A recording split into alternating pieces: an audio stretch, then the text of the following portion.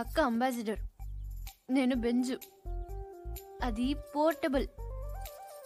నేను ప్లాస్మా, అది life boy. నేను లక్స్. అందుకే నా అందం దానికి ప్రాబ్లం కాకూడదని ఇలా వచ్చాను. దేవుడు దయ వల్ల దానికి పెళ్ళైపోతే అక్కడ గంటకు తగ్గ బంటలో ఏ హృతిక్ రోషనో అభిషేక్ బచ్చనో దొరకపోలే. చూసావా, నువ్వు కూడా చూపు తిప్పుకోలేకపోతున్నావు.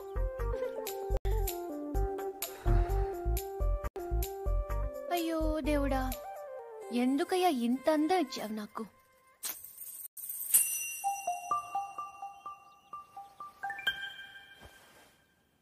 బాధపడకు పూరి.